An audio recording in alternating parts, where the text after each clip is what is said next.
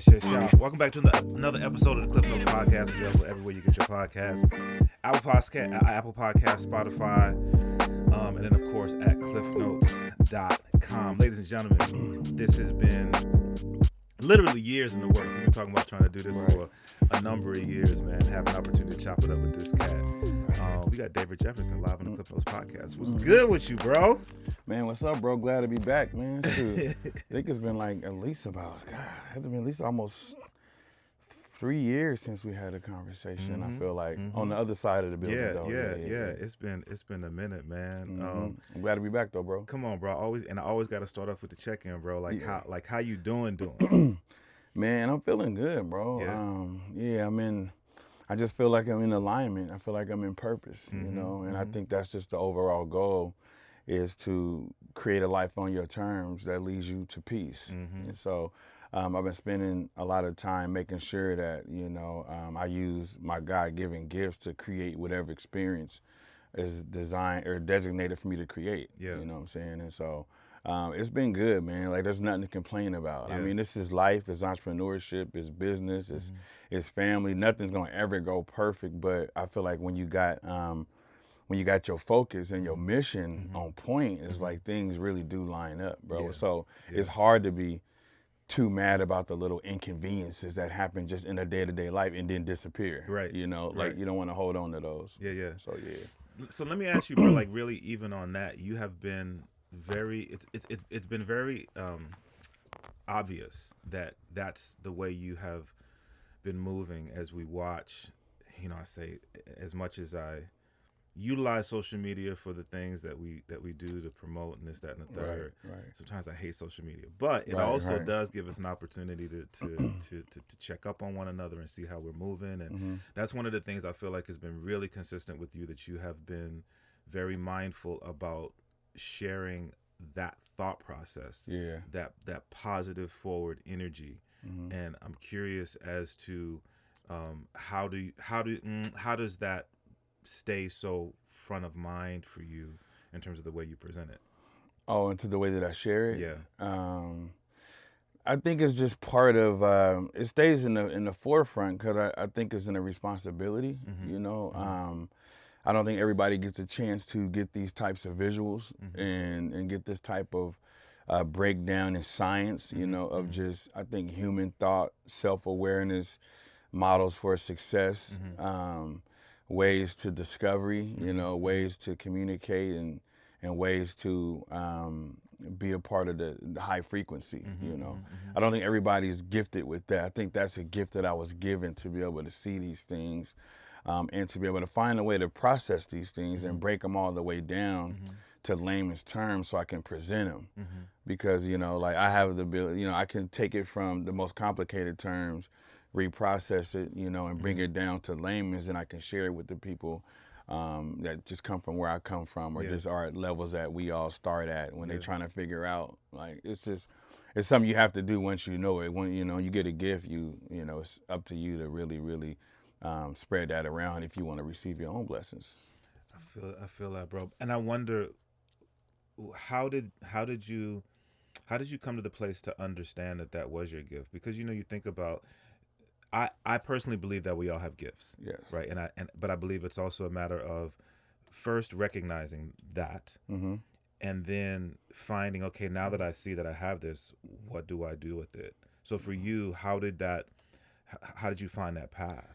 How did I find it? I think the main thing is because I really want to say, man, a lot of it had to do with spirituality. You know, like, I'm not going to say I'm a religious person by any means, but I will say I'm spiritual. I do believe in God, and I do believe in the guidance that he offers. You know, there's things that, you know, he knows about your journey and your future that you just don't know. So either you trust the spirit that knows, or you try to trust yourself. Yeah. A lot of us trust ourselves, Yeah. but you'll discover things about yourself as you trust your higher power, because it'll guide you through places that would be normally uncomfortable for you. So you don't have to overthink them or have anxiety or be too skeptical when you're guided by the right spirit and the right energy. Yeah. And so my thing is being open to that, and then it just showed me myself. Because I mean, a good you know, a good spiritual guidance, a good leader, a good God is going to lead you back to yourself, you know, and that's what I tell people all the time. And so I was led back to that, and, you know, and it started with the entrepreneurship and the brand and the business. But throughout the process, because of how I'm born and my gifts for understanding and studying, I started learning more about people, like through entrepreneurship, you know what I mean?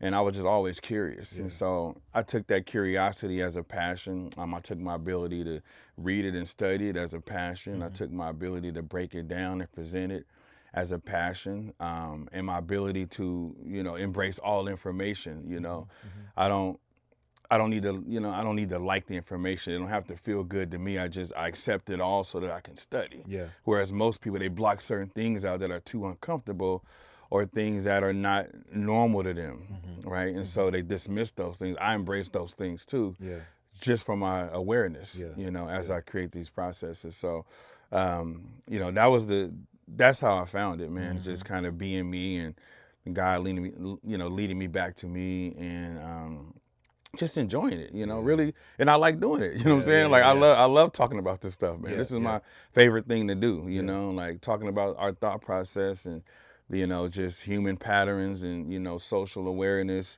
I love it all, man. I really do. That's what's up, bro. Yeah. So I want to take it back a little bit for the listeners and the viewers. I think of Stackin Kickz, okay, as sort of the brand that stands out the most, and as I'm saying that, I realize, well, I guess it depends on what circles you're in, right, and what and how people know who you are. But I think about that as sort of a foundational piece, and there's a lot of jump offs that seem to be associated with that. So can you take me back to Stackin Kickz, the idea of building an apparel brand, where that came from, and how you went about doing it?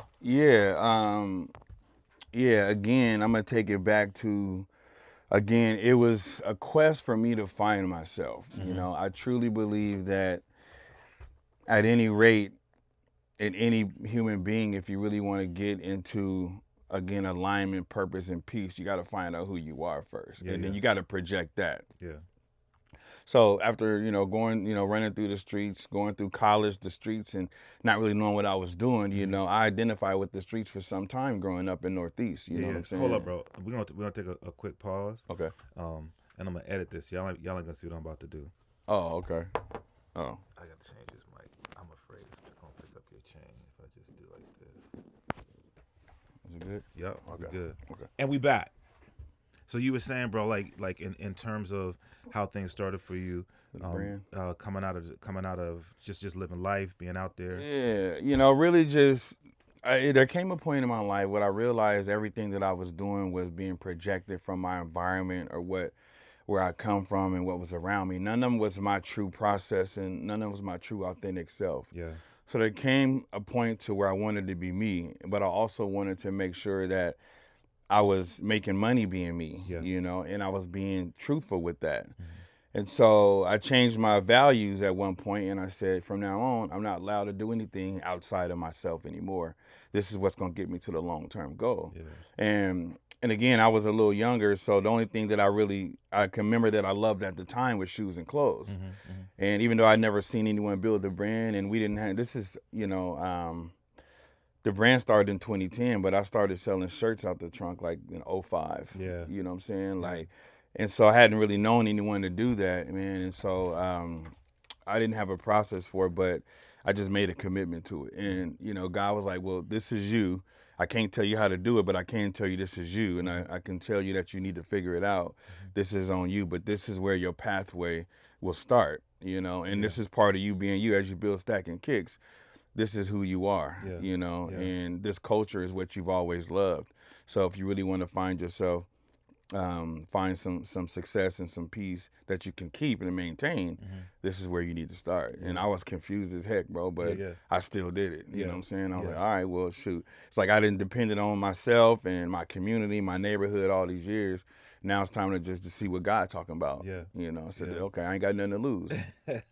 So I followed his guidance, you know, and it led me to fashion because that was who I was. Yeah. So that's why I say whatever it is, he should lead you back to you. Yeah. And that was the best thing I could ever did. Fashion ain't gonna be the end of it all, but it was the beginning of the discovery process of me understanding more about myself, more about people, more about success, you know, more about being black, you know, more about relationships, more about communicating, more about listening and hearing and seeing how different people move and trying to build patterns for humanity so I can write philosophies for them and share them. You know what I'm saying? Yeah. So, yeah. That was the beginning of it anyway. Yeah. It's a longer story than that, but yeah. Yeah, no, but I think that's dope. It's sort of a sidebar, but you know, the idea of being a man of faith, feeling that you're being inspired by the Creator, right, and then moving into that, there is, you know, for many of us who believe in the Creator, who believe in a greater plan for us, right, there's the obstacle, the challenge of one, talking faith versus actually stepping out on faith, right, and then two, being consistent with that, right. So for you, how have you found that how have you found that you've been able to do that? Actually walk in it. I think it comes with being fearless, man. You know, well, I'm gonna say fearless in most aspects, but that's a good point, right? Because there was a time when somebody asked me like, well, what do you fear? And as a man, I'm like, I don't fear nothing. Yeah. You know what I'm saying?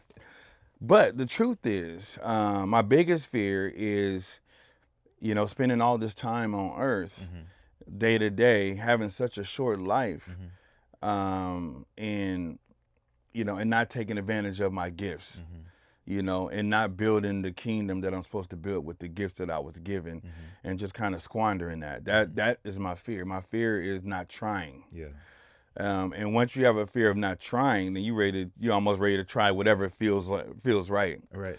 And then through the trying process, which I've done a lot of trying, I'll become extremely wise when it comes to, you know, just, I think, business acumen, entrepreneurship, communication, empathy, again, people, humanity. It's just a lot of things I've learned so much about, you know, and I've just seen the power. I've seen how the power works. You know, the power works when you try. Yeah. Because when you try and you don't quit, you obviously become better. Yeah. And as you become better, there's energy that starts to like sift out into the universe, into the community, into the world, and people, they feel that, they're connected with that, and then more opportunities come back through those waves, and they come right back to you, and all of a sudden your life is elevating, and everybody else is still talking about what they want to do and what their ideas are, but the universe, it's hard for the universe to respond when they don't see you do anything, because talking is one thing, but they say you gotta pray and then you got to go get what you prayed for. Right. And so I think a lot of people think that energy is just things, just you law of attraction is just you think of something and it happens. No, you think of something and you make it happen, and then you don't stop. But your mind and your spirit and your physical body is all moving towards that goal, and essentially the world got to open up to that, right? They don't always want to, but I mean, they really don't have a choice with so much energy coming out of you. Like you have to acknowledge that, right? And that's why a lot of people have people that really love them and people that really hate them, you know, even though they don't know none of these people, but it's because the energy's out there and it's reaching people, and either it's going to inspire you or it's going to make you feel accountable for what you haven't done. And then, so you got to decide to love that energy, you got to decide to hate it based on how it impacts you. So, That's fire, bro. So I'm, because of what you've done and how long you've done it, I know I'm jumping around a little bit, but I wonder, is there, and maybe there's more than one, I would imagine it would be more than one, a moment that in going through that process, in taking those chances and moving out in faith and in taking action, can you think of a moment or moments that were confirming for you? Because a part of that is, okay, I'm gonna try this, but how do I know if I'm doing what I'm supposed to be doing? How do I know if I'm doing what I'm supposed to be doing? You know, you have that, you know, so like as an example, in my 9 to 5, I can remember one day I was in the clinic and I just had this sense of, oh, like, yes, this is, I was put on the earth to do this. And it can be, you know, for me, it was the response to the care that I was giving to individuals, and being a part of a team, and the success that we as a team were having and helping people through their rehabilitation process. Right. You know, with the stuff that I do with KlyphWorks and the radio shows and the podcast, some of it was the direct feedback that I got from people who shared that, you know, the things that we were able to do allowed them to reach an audience that, you know what I mean? So you have these moments like, oh, yep, I'm on the path, and I'm on this path that's not about, and maybe this is me putting a little bit of self into it, but I'm on this path where it's not about me. Right. I am serving a purpose bigger than me. So can you think of, are there or have there been moments that you've had that sense of, yep, this is Yeah. I've had them. I've had those moments with things that I should be doing and things I shouldn't be doing, and I think that's where people have to find a way to get in tune with themselves and be honest about who they are. It comes with honesty and transparency about who you truly are, and you got to be okay with that. You know, the first issue for a lot of folks is they're just not okay with who they are, so everything else kind of breaks down from there, I guess. But one thing that I truly believe that has guided me is this philosophy where you get so in tune with yourself and you learn so much about your journey, and you trust so much, you know, in whatever's guiding you that's bigger than you. And you realize that we're not supposed to be doing what's easy, right? We're not supposed to be doing what's normal. We're not supposed to be doing what's comfortable. We're not supposed to be just doing what doesn't challenge us. The science is you're supposed to be doing what you feel is right, right? So that's the thing I operate off of. So I connect with the true feelings in my spirit in any space that I'm in, and that would be a job, that would be an entrepreneurship, that would be a relationship, that could be a friendship, any aspect of my life. I always acknowledge the truth of how I truly feel, and that lets me know if I'm in the right place or not. So with that being said, I've walked off from jobs just on random times with no warning, because it hit me. It's like, you're not supposed to be here. And I may not even know where I'm supposed to be at this time, but I know I'm not supposed to be here, you know? And a lot of times I couldn't control those feelings. And I didn't even have things lined up. I mean, I had bills, and I still walked off of jobs when it hit me, like, you're not supposed to be here. Or in a relationship, wake up one day, you know what? I think I'm done here. You know, and it's abrupt, and it's just, sometimes it don't seem fair, but it's just your truth. You know, it's who you are, and that's kind of how we're supposed to be. I think personally, if you really want to get where you're going, and I think often too many times people feel those feelings and they still just stay, and then they complain, and then they wonder why they never had a vibrant life, because you don't have boundaries and standards to protect your true self and your true values. You know, you can't compromise that and think you're going to have a good life. And so that's really the science behind it. And I realized that I'm not going to have a good life by compromising my truth. And so I don't do it anymore. Under no circumstances. Like, you know, and it's helped me a lot. It's kept me in alignment. It's kept me in purpose. It's kept me growing. It's ticked off a lot of the wrong people, but the right people love it. They truly do. And that's who they want to work with. You know? So I have a thought of trying to think how to phrase this question, because I feel like the things that you're talking about, and being in alignment with yourself, and understanding who you are, right? But the tools that you use, or the path that you follow, or the environment that you create in order to do that, can you share a couple of those things? The environment that I create.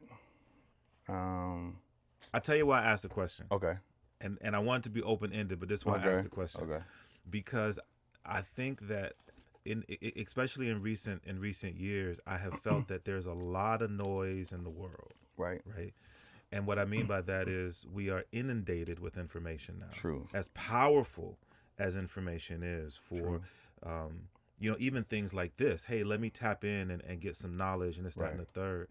But there's so much information that comes at us that I feel like I see people in my circle of influence that are uncomfortable with silence. And I think that for me, I have to have silence sometimes, because otherwise I can't hear that voice that you're talking about, Yes, right? sir. I can't be tapped in, so that when I am in those environments where that can speak to me, where that's, and for me it's a belief that the spirit can speak to me. Right. If I don't have times of quiet so I can recognize that voice, Right. when it is noisy and that voice is trying to talk to, I can't hear it, Right. because Right. there's so much information that's coming out of me. Right. So I have to find and navigate, and I'm using and learning tools to do that. So for you, as you think about, finding your purpose, understanding your purpose, Right. following that path, what tools or what systems do you have in place to allow you to do that? Oh, good point. Good question.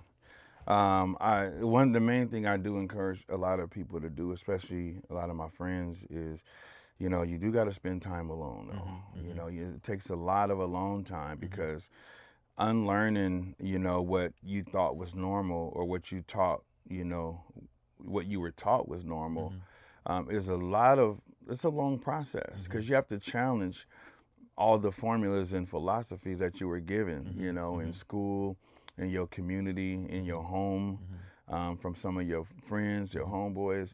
It's like you have to revisit all those things, and you have to decide what's really you and what's not. Yeah. And you can't really do that when you spending so much time around people. And one thing I like to say is, you do need space, and I think a man needs space more than anything. I mean, we are the leaders, we are the protectors, the providers, the ones that usually set the structure of our family and our community. So a good leader definitely needs to have that space, because one thing I've learned about men is that if we don't have any space away from the world, in our mind, we think we're always at war with it, right? And so when I see a man at war consistently with himself and the world, I wonder if he has a place, a safe space to reprocess and talk to God one-on-one. I don't think you always have to go to church or to a pastor to talk to God. I do believe that people need to find ways to develop a one-on-one relationship so you can hear him directly.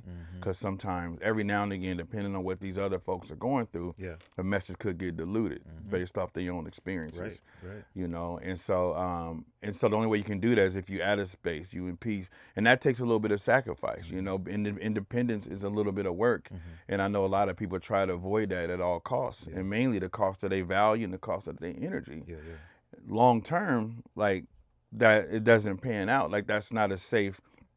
It's not a safe trade. There's no safe trade for your energy and your value system and your peace.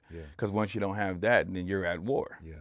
And when you're at war, you can't really help your community. You can't build a relationship. You can't lead. You can't create. You can't do anything, because everything to you looks like war. You know what I'm saying? And so you always in survival mode, and now you fighting people who didn't even come to battle, right? And so again, I do believe in a safe space, a quiet space. Men need to have it. The men that I know, can be in one of those, and a couple other of my guys is like, they have spaces where, they've always had spaces where they can sit with themselves and process and connect, and then figure out the pathway and get clear on the journey. And they come out and they bring such great energy to the community, to the world, to their friends and family. And, it's the only way I think that a man can really, really get in tune with where he's supposed to be and what he's supposed to do. And that's a strong man. A man that knows where he's going, like there's nothing you can do with him. So. That's what's up, bro. Simple question, but why is community so important to you? I mean, you've mentioned it as we've been talking here. I've seen, I see you out at events. I see you out in community. Why is community important to you? It's just important to me, man, just because we've been through so much. A lot, whether we admit it or not, I know that we're hurting, and we're hurting from the system we live under, the way we treat each other, a lot of trauma, a lot of pain, a lot of confusion. a lot of lack of awareness and just a lack of self-identity. And I just think, you know, the community needs to be strong. Like, we have to build it, you know, and in order to build it, we have to be out there and we have to show how it's done, and we have to come back and talk about the process as much as possible. So it's just, I want to see people happy. You know, my goal is I want to see people find out how to live a life on their terms and how to obtain peace. That's what's important, you know, and then that's what's going to change the narrative of kind of the way we've been doing things, in a way that, you know, I think are back against the wall from what the system sort of put us up against to have to come out of. You know, we can change that, but, you know, it's going to take the community to find strength in itself and then find love in each other, you know. And so I just believe in that, man. I believe in love, man. I believe in community. I believe in a healthy life, healthy mindset. And I think it's possible, you know. And so I'm just trying to show how it's done, you know, or be one of the guys that's an agent for change, through words and actions, though, you know, not just somebody that talks about it, but you should be able to see everything that I'm talking about. You know, when you see me or when you hear about me or whatever, I should be doing these things and talking about these things every time. Social media, in person, at events, podcasts, interviews, it should never change. You know what I'm saying? Because that's what we got to do. We really want to, you know, uplift everybody up in spirit.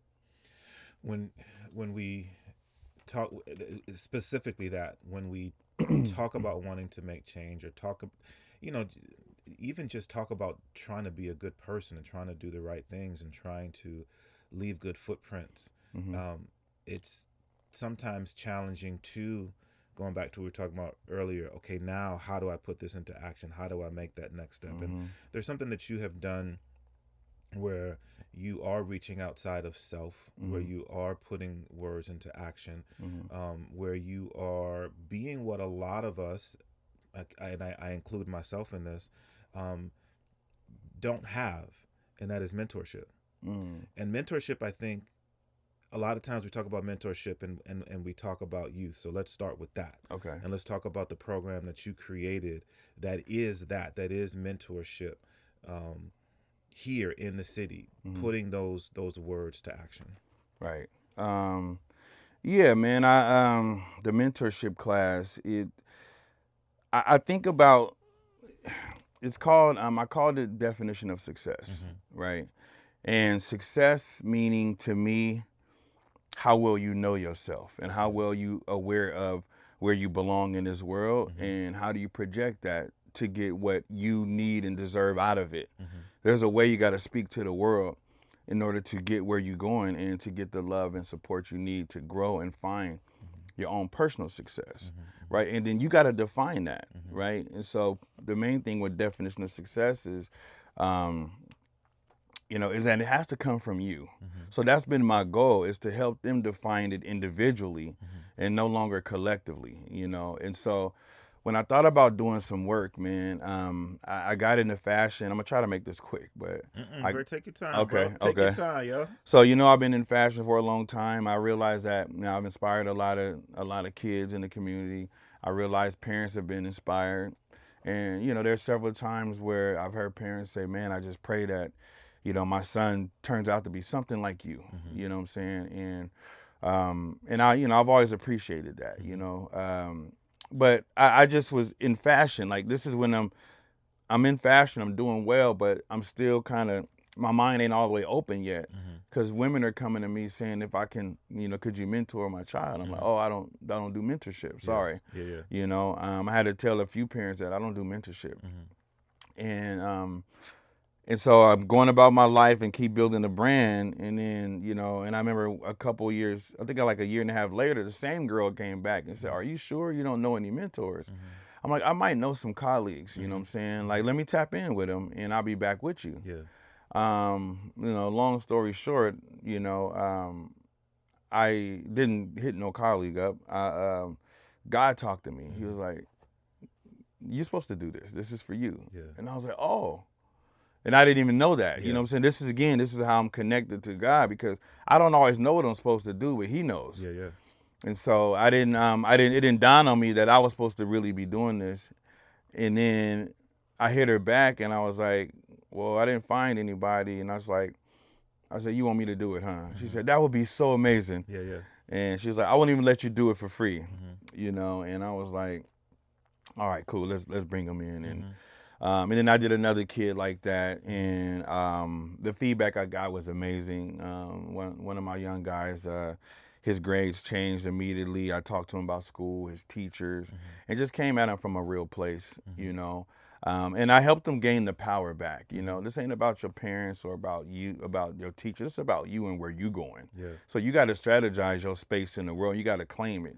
And in claiming that, there's certain ways you got to communicate to the world, including your teacher, including your parent. Because this is a small part of what the world's going to put on you. Right. So if you can't communicate to them, you can't communicate to the world and find no success. So go ahead and start now. Know how to get them out your face. Like, there's a strategy. Every kid knows, I get my mom out my face, I can have whatever I want. Same thing with the world. You know what I'm saying? And so that's some of the signs that we were talking about in just those couple of little sessions. But I will tell you, like, aside from that, you know, even before the brand was successful, they had me speaking, man, back in 2011 and 12 in schools. The brand was not even known. I just started it. But I think people were just happy to see somebody starting something. And it was like, can you come talk to my school? I'm like, well, I'm not successful, but I can come tell them why I started, you know. And so, but, you know, so fast forward, you know, then this is 2020 now, when the couple of kids come through, and it's just an amazing experience. And the parents is like, thank you. I don't know what you said, but he opened up to me, he talked and whatever. And I'm like, and I'm like, dang, so God want me to do this on a bigger scale. He said, this is what I do. And so I did create a program, let the parents know. A lot of them signed up. I chose ages between 10 and 15. I was trying to do between 12 and 15 because of middle school. Middle school was the age I was in where I didn't know who I was. And I wanted to be somebody special. I wanted to be important. I wanted to be liked, and I wanted to be respected, you know. That's when I first cared about that. And so, and I just looked to the streets in my community, my neighborhood, didn't have a father figure. So I just took what what environment gave me, and I identified with that, right? And that's not the right thing to do, because you separate from your authenticity anytime you align with anything outside of yourself. And so you can't get the benefits and the love back from the universe and from the world, right? You can't get that back if you're not you. That's why a lot of people aren't finding success, because they're not them. You know, the world rewards you for really being the best and most authentic version of yourself. Using whatever gifts that God gave you. That's the only way to get them to love you on a larger scale. Anything else, you just mimicking. And they can find anybody else to do that. And this is why individuality is truly the key, because what you bring to the table, nobody else can bring. And so when nobody else can bring it, now your stock is boom. And so this is what I've done. So anytime I've done something in my career, it was something nobody else was doing, right? So when I did the fashion, nobody was doing that. And you know, when I did the food cart back in 2014, nobody was doing a spaghetti cart like I did. You know, when I started doing the fashion show, nobody was doing that. When me and Ken started Calculated Conversation 2017, nobody was on the radio having these conversations. So I like to be ahead of things. I like to pioneer stuff, because I like taking risk. And a lot of people don't like taking risks. They like to wait until the trail is already on fire and they walk down it, but they don't really get the big blaze, you know, and they don't get to be considered the pioneers of this stuff. And then you don't develop a formula for innovating, which is so dope, because you get to a point to where it's like, you realize there's nothing that you can't do, you know? And so the same thing with the mentorship. That was now we got a lot of them, but back then, mentorships weren't that popular. That was what God wanted me to do. And sparked that, you know, of course we had some, but the way that I was doing it was different. I was a man that was from the streets, that was actively in smack dab in the middle of his highest success moment, and choosing to mentorship at that time, so that they can consistently see, while I'm talking about this, I'm doing this. So when we're done, you'll see me on the news, or you'll see me get an award, or you'll see me at this event. My kids see me at pop-ups all the time.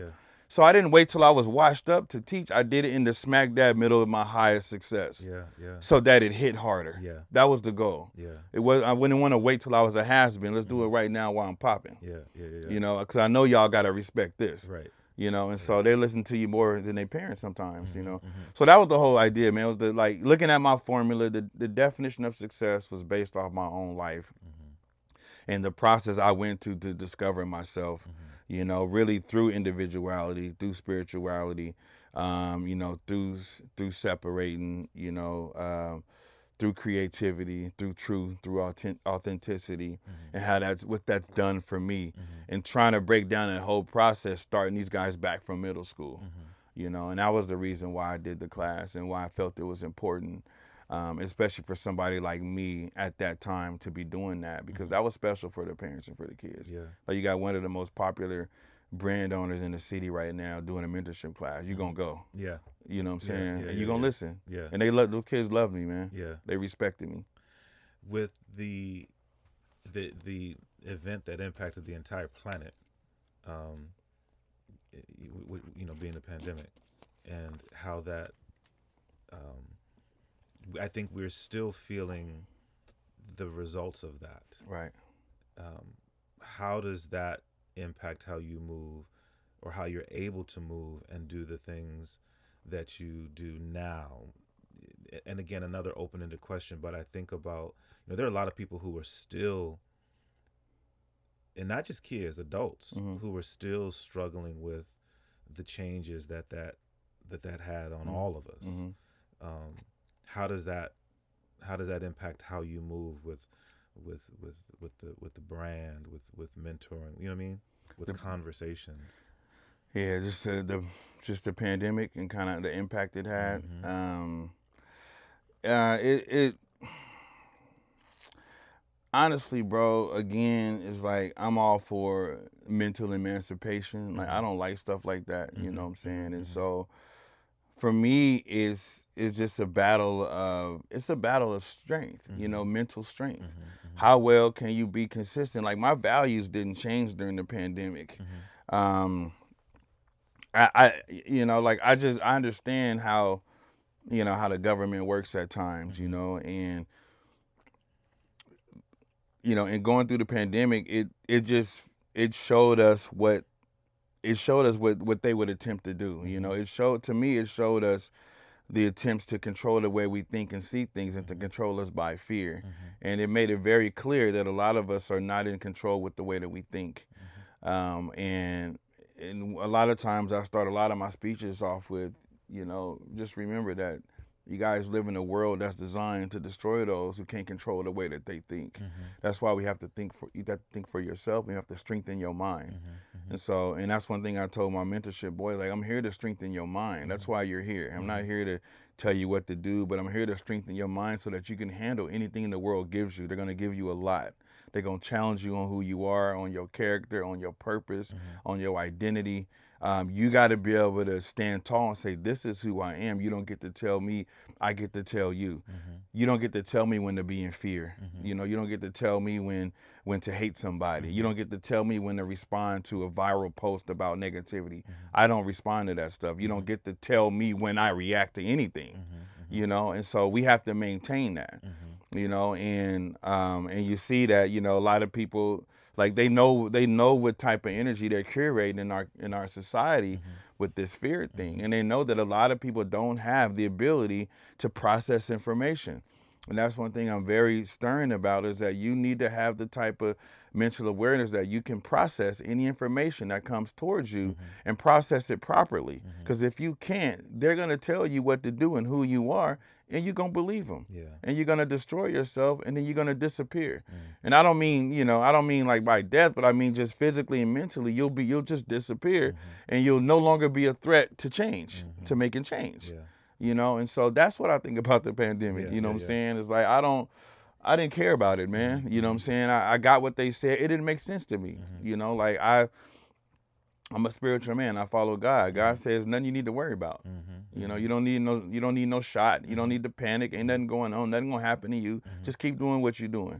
You know, and during the pandemic was one of the biggest, you know, some of the biggest sales and success for Stackin Kickz during the pandemic. Because I went extra hard. I said we doing this during the pandemic. You know, and I don't buy a lot of stuff, bro. It takes a lot for people to tell me anything these days, because everything gets broken down in a process and formula that makes sense. And if it don't feel right, then it's not right.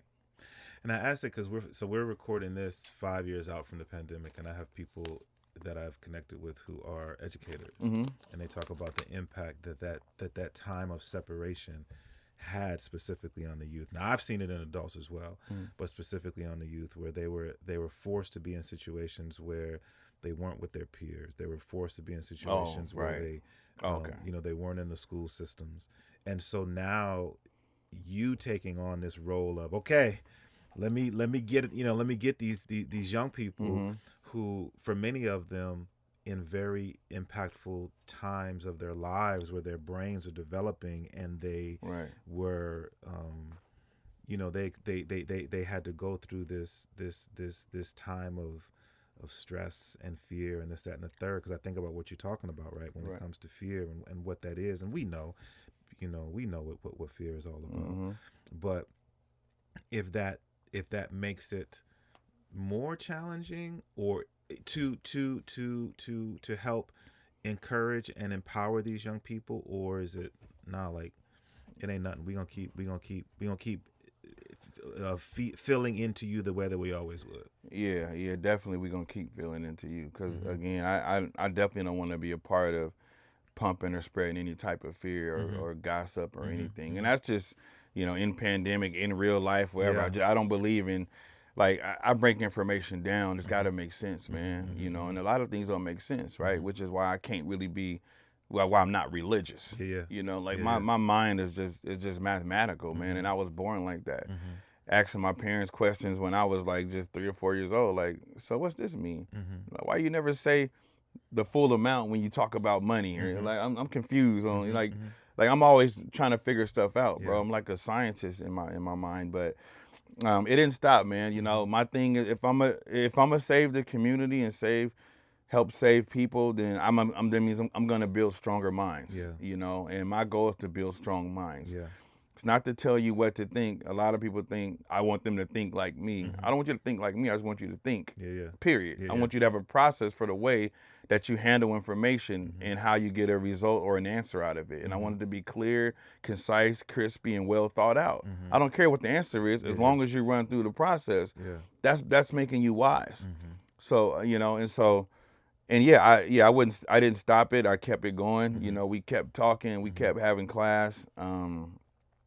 And I kept building them, man. You know what I'm saying? And so, you know, that was part of my mission at the time. You know, like I needed to give some of that back. You know, I've learned a lot about the definition of success in my journey, and I realized what it is and what it ain't, and I had to let them know. You know, like you guys got to get a hold of your values. You know, you got to get a hold of your individuality. You got to get a hold of yourself and your authenticity. You got to play the game like there's always a scout in the crowd that you can't see. You always got to make sure that, you know, you consistent with what you do anywhere you are, because that's how people create their visual for your character. And that's how we decide who we take into the next level with us when these opportunities show up. You know, and that's the science, that's the secret, you know, but you got to be intentional. You know, you got to be intentional, you got to be thoughtful, and you got to be considerate, and you just got to be truthful, man. You know, and so we get infatuated with the truth. You know. No, I love that. In terms of the brand, you have had the Stackin Kickz brand has had a home for how many years now at Lloyd Center? At Lloyd Center, going on 3. You know, about 2 years, maybe like 8-9 months now. Okay. So going on 3.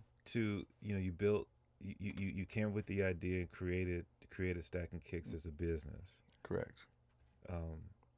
From Portland. I'm assuming spent time in the Lloyd Center as a youth. Oh yeah. Hitting the sneaker stores. Oh yeah. Hitting the food cart. Oh yeah. Hitting the tilt. Oh yeah. Oh yeah. Right. Getting phone numbers. Oh yeah. Yep. Oh yeah. And now getting kicked out. Oh yeah. Getting the fights. Oh yeah. And now you got a store in this space. Yep. Like, how does that feel? Oh man, bro, it's almost unreal, man. You know, yeah, it's crazy, bro. Like you would never imagine that growing up. You know, that's just was our favorite place to go, man. And to be back on another accord, you know, with somebody that's actually bringing value to the space, and being mature and grown, and having something to, you know, offer the community. You know, different than from when I was a kid and just running through with, you know, no money, looking at stuff and, you know, hanging out, you know, mall ratting and stuff, hanging over on the bridge, over the ice skating ring and stuff. Like, it feels good. It feels different, man. It's unreal. You know, it happens so fast. Yeah. I didn't ask to be in there. I didn't go looking for the space. I didn't go apply nowhere. It literally fell in my lap just because, again, I was playing the game like it was a scout in the crowd. And when it was time for an opportunity, my name came up. Yeah. And that's the thing I be trying to teach my boys is like, so they actually were with me during the transition from my store on Sandy. And then they had to move to my store at the Lloyd Center. And I was, you know, I would continuously tell them about the process. Like, I'm using the stuff I'm telling y'all, I'm using it, man. I'm not just talking to y'all. I'm doing it right now, like in real time. But you know, it was a dream come true, bro. I mean, I can go back into, I got social media posts from, you know, 2020, 2019, 2015 about, man, I'm gonna be in the Lloyd Center, man. Like, I want to be in the Lloyd Center. I have things that I've said about getting in there one day, not really thinking it would ever really happen. But it's been a blessing, man. I love that it's inspired the community. The Lloyd went through a lot of changes after the pandemic. You know, a lot of people got scared. People stopped spending money. People moved out. The big anchor stores, you know, they all moved out. And so it wasn't a lot holding it together when I got there, and everybody was scared of it. You know, everybody was scared of it. But when opportunity came to me at that time and everybody was scared, you know, it took me 3 seconds to say, yeah, hell yeah. Like, you serious? Yeah. I don't got nothing to think about. He's like, just think about it. I said, nothing to think about. You know? Like, God said, this is your home right now. And if that's what he said, then ain't nothing to think about. So that's how I move. So while everybody's talking about what the Lloyd Center don't do or what it don't have or how tough it is now or what it can't do for them, I came with the mindset of not what the Lloyd can do for me. What can I do for the Lloyd? That's my journey. That's my contribution. You know, I'm successful because I make contributions. And I don't mind if I might not get love until the back end later. That's okay. That's my life. I don't need it up front. You know what I'm saying? Let's just start building. You know, and in doing so, it brought some love. It brought a little bit of love back to the mall. The community was happy to see that. I don't think they've seen, you know, like a Black-owned Portland brand that started from scratch in the Lloyd Center. I mean, there's Black-owned businesses, but as far as started from scratch, you know, and coming in, I don't think we've seen that from what I know up until I got in there. And now it's even been amplified. You know, there's been more small, independent, local Black businesses that's been able to get into the Lloyd Center because I let them know, hey, like, this is cool. I know what they say. I know what the news is saying. People come here from all over the world. Being in the Lloyd Center has helped me spread my brand in countries I've never been to because people still come there from all over the world because it's the only mall that they know in Portland. And, you know, and they may be like, oh, it's not a lot going on here, but let me cop some from you and send me to the next location. I might give them a Nike. I might not give them a Nike employee pass or send them an Adidas pass and go check my boy out or hit Clackamas, hit Washington Square, but buy something here first. You know, and it's like, it's love, man. Like, it was the best business decision I've made for the brand since I've started 15 years ago. And it's interesting too, and this is a life thing. How the perspective changes. So I don't remember which was the first anchor store to leave, but you know, these stores are leaving Lloyd Center, and the conversation is being had. Oh, you know, the Lloyd's going down, and this, that, and the third. But as you mentioned, opportunities presented themselves.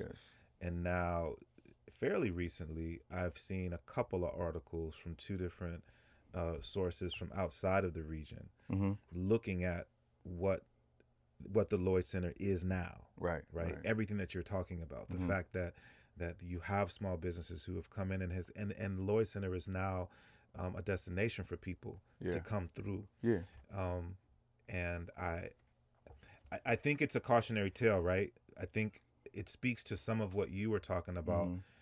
and just the way that I think at this season of my life, man, don't always be listening to the noise, right? Because you get caught up in that, mm-hmm. and you just become sheep. Yep. And we just gonna follow it. Oh, this is what we doing. This where everybody goes. Yep. Yep. At any rate, you being in the Lloyd Center now, I've seen that you have folk coming through, people who are recognizable names who are coming through, and sporting the gear. Obviously, that's beneficial for the brand. Of course, yeah. Is that something that you continue to aspire to do, to have recognizable names, just so that more people can see the brand? Or is it like, if that happens, that's fine. That's it's not really what it's for. I mean, like, if it happens, it's cool. They just love the brand. It's like they didn't really know me, and they didn't come there because they heard of me. They was like, this is just dope. You know what I'm saying? Like, some people just, it's different. You know what I'm saying? Like, if you're from out of town or something and you ain't really heard of it, and you like to be fashionable, and you like to, have clothes that are vibrant, it's a good look. So I didn't have to really, force anybody. It's like, and I'd be on airplanes, like, traveling with the brand, and I'd be seeing celebrities on the plane. They'd be like, what brand is that? And that's how I met a lot of celebrities, you know what I'm saying? And just being in the right place, right time, right energy, you know what I'm saying? And playing the game like it's always a scout in the crowd, man. But I mean, again, I'm considered a local celebrity in my own city, so I don't really care about celebrities no more. You know what I'm saying? So I don't try to take pictures, and I just want to be me. And if they find it and they like it, then cool. But I don't want to. It's just different for me. I got a different reason. For doing it, But I hope that more people find it and like it and represent it. It's been an amazing thing, bro. Like, I've definitely had some of my favorite childhood artists, wear and support my brand. It's been super dope, bro. Seriously. So on that, the idea that you are recognizable here in Portland, but yet you out here. You know what I mean? Yeah. You're approachable. You're not what we would consider to be celebrity. Like, keep your distance from me. How do you maintain that? How do you continue to move that way, right? Because if you ain't supposed to do that. You're supposed to be, you know what I mean? Yeah. Well, it's because I don't feel like no celebrity. Like, I don't like. You got to think about the reason why I did this. I didn't know nothing about no celebrity. I was just like, this is me. This is what I love. This is my contribution to the community through fashion, through art, through creativity. Like, I didn't even think about getting popular.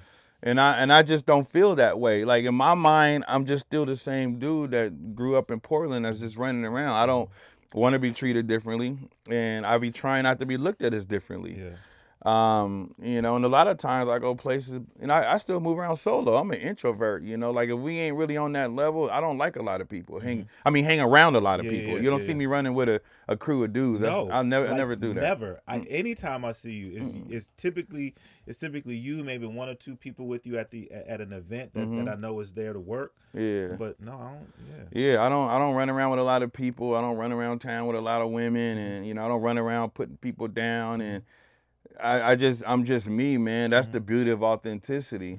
The only problem is the only issue is with me and myself and my lack of really truly understanding the value and the energy I brought over the years, and how that's gonna command people to come up to you and want a picture or want to come say something to you, or just get mad at you for something that you don't know nothing about. You know what I'm saying?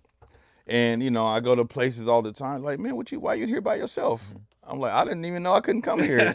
I don't think like that, bro. I don't feel like no celebrity, and I don't want to be no celebrity. I just want to be able to, do me and be honest about what I stand for.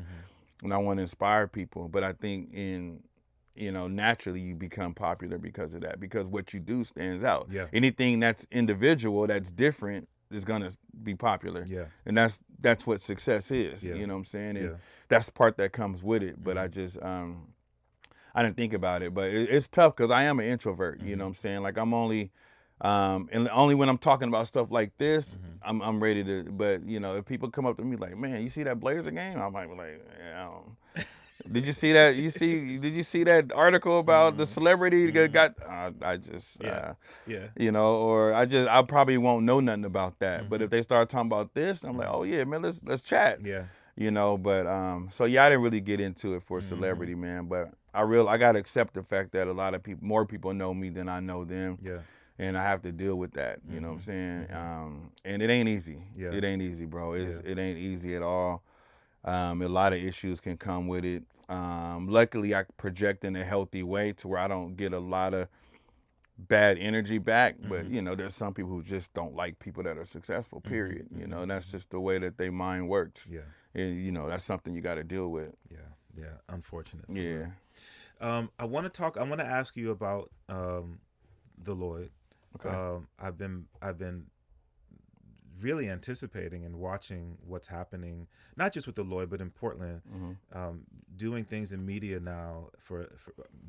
Doing things in media and watching the changes in how we have access to media, entertainment, these things, and seeing the construction that's happening right now at the old Nordstrom's building. This the connection with the groups that forgive me, can't think of them right now. AEG and our local group that are Monkey, Lord, that are building the new venue over at the music venue at Lloyd Center. I think it's supposed to be ready in 2027, I think is what I read. The Doug Fur is in a new location that they're building out. There's rumor that Live Nation is going to be building a venue. Like there's all of these spaces now in Portland where we have an opportunity to gather and enjoy creatives. I moved here in '94. Okay. So when I moved here, the Ash Street was open, Satyricon was open. There were some other venues in the city, and a lot of those spaces closed down, and now we have other venues coming up.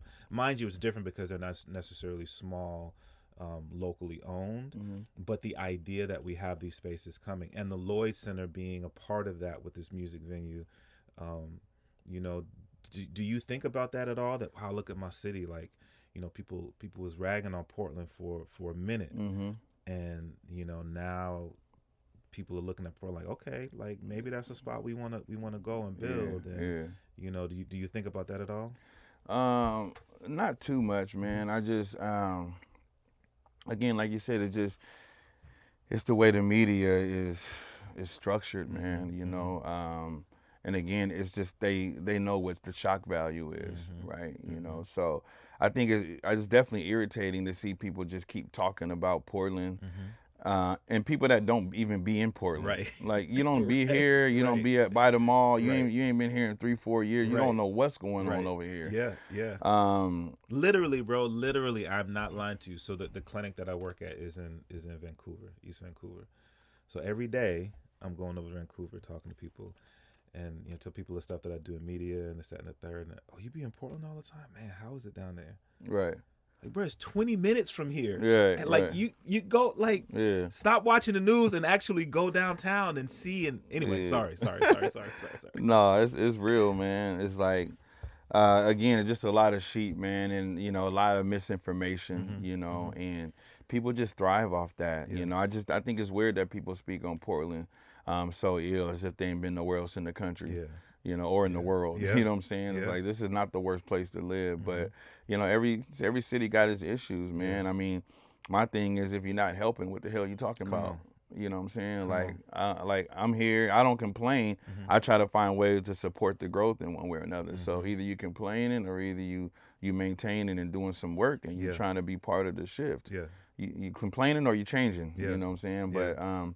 we just got so comfortable with just running our damn mouths on the internet about things that we have no experience with, no knowledge of, and we represent them as fact, and then we also sending that out to people who also can't process, and everything spread. Yeah. And everybody's like, I heard this. And my first thing is, well, where you hear from? And when the last time you been over there? Right. Oh, 3-4 years. Well, you need to go over there and you need to go look before you say anything. Go look. Yeah. Go look and go have an experience first. Like, get out of that stuff, bro. So that's the most disappointing thing just about media and social media is people don't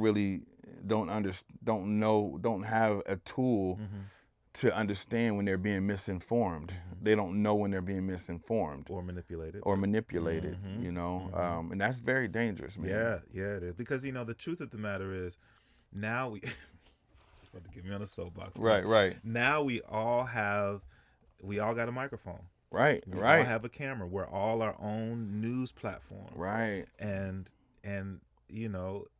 it's so easy now to be, oh, let me see what's going on by turning on social media, versus what you're saying. And I mean, and there are old sayings, but things like, this is something that I live by: be the change you want to see. Yes. Right. Yes. Don't complain if you have an opportunity to make an impact, if you have an opportunity to do something, and you choose not to do it, then you are choosing not to give yourself an opportunity. You can have an opinion, but don't complain. Right. At any rate, I think the potential to always vibrate at a higher frequency, to be about positive vibes and positive energy. We all have that within us as well. And to choose to not do that, to choose to be negative, to choose to operate at a lower frequency, we have thousands of years of history to show us that doesn't do anything for us. Right.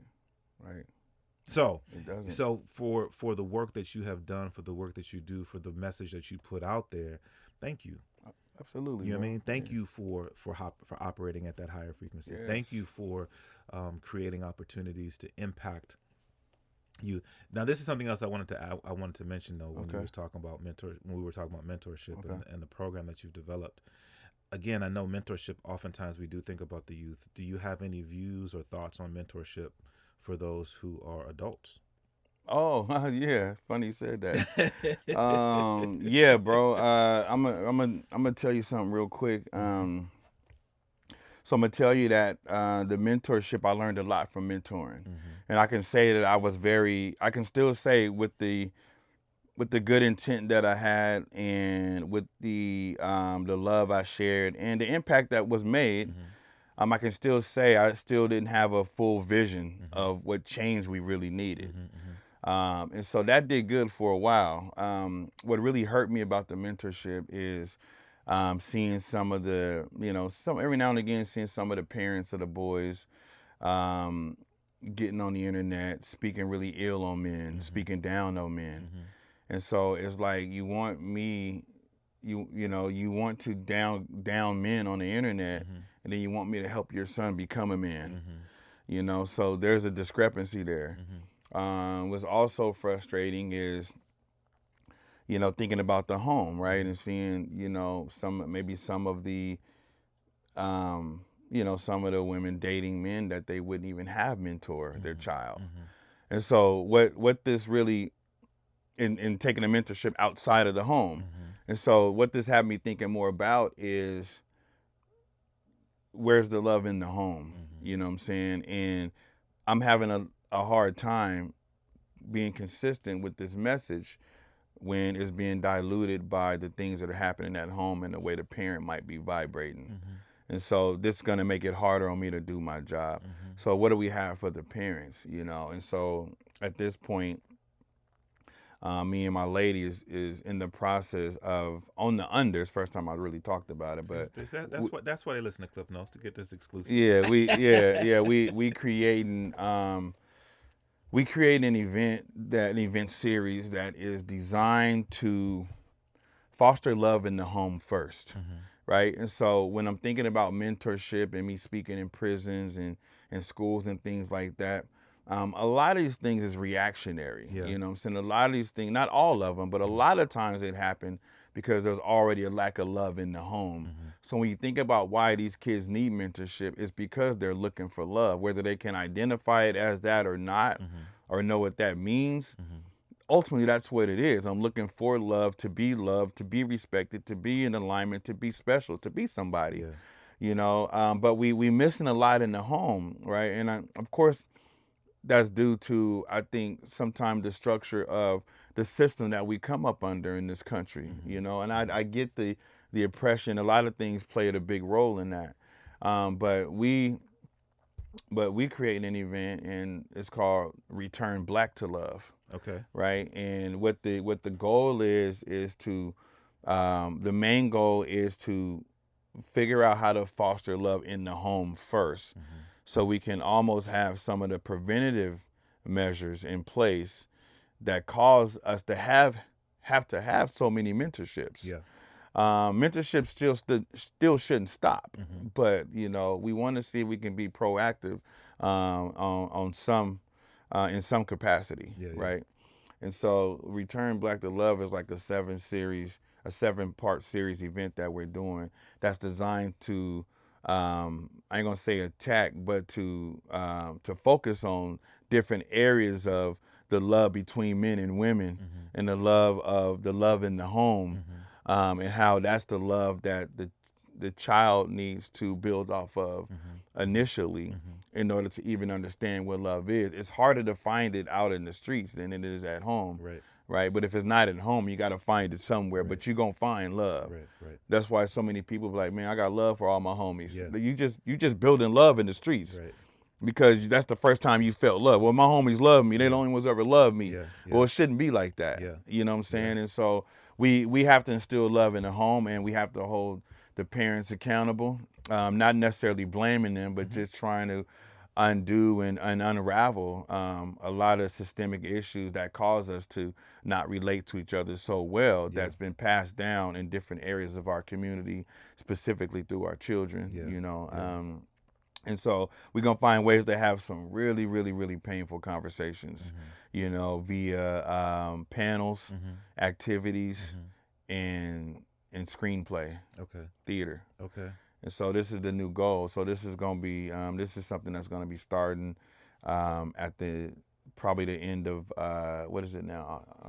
November probably. Is when we're going to drop the first pilot. And we're going to invite people to come out and see this. And we're doing a lot of work behind the scenes. We got a lot of big partners behind us to make sure this thing happens, and we got everything we need to do this. So, dude, how powerful is that when you think of the impact that you're talking about making on generations, right? Because you're talking about creating these environments in the homes to impact youth.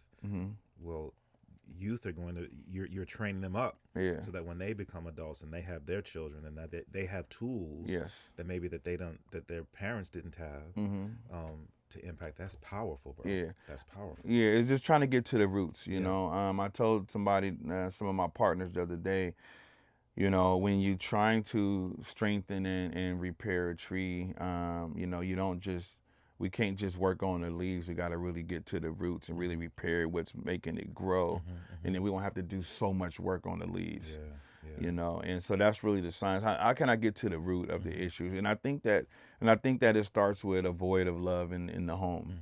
And mentorships are great, but I think we need to figure out what it is that we can do to bring love back to the home again, so we can start fresh, and then we won't need it'll curb a lot of the things that happen in the community. Not everything, but a lot of things you won't need to find love anywhere else if you get it at home the right way. That's what's up. That's what's up. In creating this program, the other programs that you're doing, the opportunities that people may be seeking to connect with you on a one-on-one basis, or the speaking panels, or the speaking opportunities that might be available. How do people reach out to you? How do people make sure that they are plugged in to know, okay, how do I stay connected with what David's doing? A good way to do it is, you can always find me at the Lloyd Center. You know what I'm saying? But my Instagram is at Mr. David Jefferson. I'm I'm David Jefferson on Facebook. I know on TikTok I'm Stackin Kickz. I don't do a lot on there because I'm old school, but I just drop a video every now and again. Yeah. And the thing that me and my lady are building is called Divine Dynamics. That's also on Instagram, and Dynamics is with an X. Okay. And so and so we gonna really pan this thing out. We gonna create some of the most powerful conversations that this city has seen around the relatability between men and women, specifically Black men and women. And we gonna unravel, and we going to dispel a lot of rumors about us creating love in the home and how we do it and how we love each other. And we gonna hold ourselves accountable, our community accountable, and we gonna be transparent, and we gonna really talk about these issues. We gonna create new philosophies to communicate, respect, and love, and build together. That's what's up, bro. That's what's up. Definitely want to encourage people, check out the store, Stackin Kickz. The work that this man has been doing takes time and energy, but it also takes funds. Yeah. And so one of the ways that you can support is by supporting with your dollar. Yeah. So whether that is coming through the Lloyd Center, checking them out at one of the pop-ups, at some of the events that are happening this summer. Do that. Definitely. And I'm on Instagram at Stackin Kickz, and that's Stackin with no G, Kicks with a Z, no S at the end. StackinKickz.com, Stackin Kickz Clothing on Facebook, or like I said, come down to the Lloyd Center. Stackin Kickz at Gmail too if you need to hit me directly. But yeah, any support is welcome. I mean, in the end, what we doing is for the right reason, man, and I'm happy about that. Like, I'm proud of myself and my journey. And the overall goal is to just live a life of purpose on my own terms and let it all equate to peace, and then try to help share that process. So we want more people in peace. That's the main goal. I love it. Brother, man, appreciate you, bro. Thank you so much, man. This was really dope. This was really, really dope, man. Check them out, Stackin Kickz in the Lloyd Center, man. Thank y'all so much for checking out the Klyph Notes podcast. Remember, it's available everywhere you listen to your podcast, Apple Podcasts, Spotify. You can check it out also at KlyphNotes.com. Be sure to like, rate, subscribe, the whole nine, to help spread the word. Especially this one, man. All of them are dope, but share this one, man. There's a lot of gems that David dropped in this one, so share it with your people, for real. Thank you to X-Ray FM for hosting this recording of the Klyph Notes podcast. And last but never ever least, big ups to the homie Theory Hazit for creating the official theme song for the Klyph Notes podcast. Until next time, y'all be blessed. Peace.